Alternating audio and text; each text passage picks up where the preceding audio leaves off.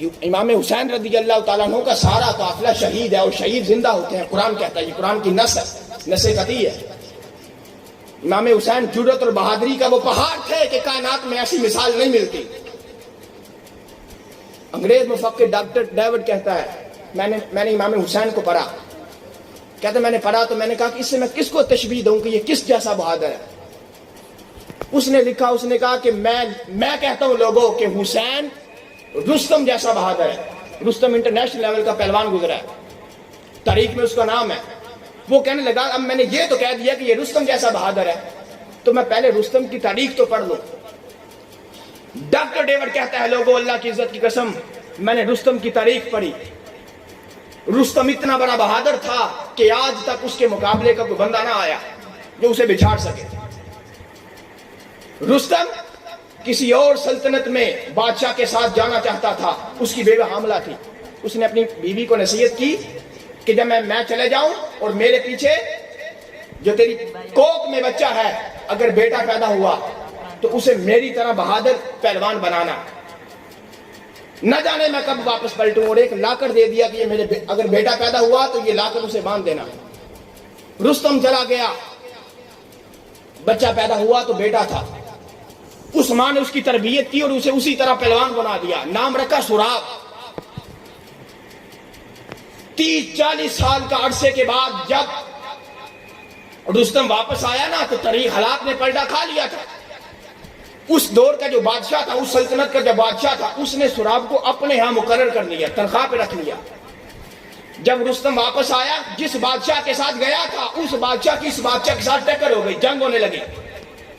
اب اس طرف سے جب جنگ ہونے لگی تو انہوں نے اپنا پہلوان رستم نکالا اور اس نے اپنا پہلوان سراب نکالا۔ دونوں ایک دوسرے کے مقابلے میں آگے، نہیں جانتے دونوں کہ ہمارا آپس میں رشتہ کیا ہے، نہیں جانتے کہ وہ میرا باپ ہے، وہ نہیں جانتا یہ میرا بیٹا ہے۔ دونوں آمنے سامنے ہو گئے۔ وہ بوڑھا کہنے لگا، رستم کہنے لگا تو وار کرے گا یا میں وار کروں؟ وہ بچہ کہنے لگا، سراب کہنے لگا کہ پہلے وار میں کرتا ہوں۔ سراب نے وار کیا، رستم کیونکہ چلاک تھا، زندگی کا تجربہ تھا، بڑا تھا، اس نے سراب سے وار کو اپنے آپ کو بچا لیا۔ پھر پلٹ کے جب رستم نے وار کیا نا سراب پر جو اس کا بیٹا تھا اور وہ نہیں جانتا تھا، وار کیا تو تیر اس کے سینے سے پار کر دیا، سراب زمین پہ گر گیا، اس کی چیخیں نکل گئی۔ اس نے کہا رستم تو نے مجھے مار تو دیا لیکن یاد رکھنا زمین پہ زندہ تو بھی نہ رہے گا۔ اس نے کہا کیسے؟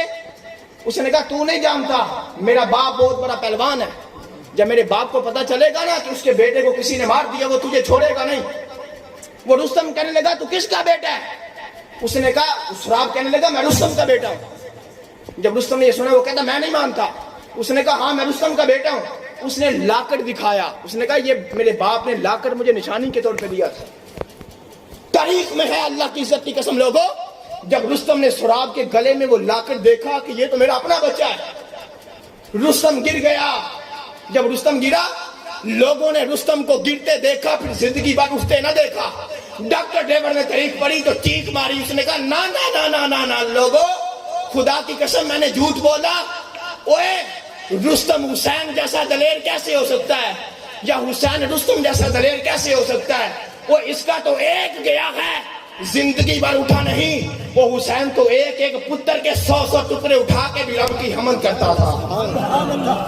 وہ اپنے بیٹے کے 100 ٹکڑے اٹھا کے بھی رب کی حمد کرتا تھا۔ وہ اپنے بیٹے کے ٹکڑے سمیٹ کے بھی رب کا شکر ادا کرتا تھا۔ اس لیے یہ اس جیسا کیسے بہادر ہو سکتا ہے؟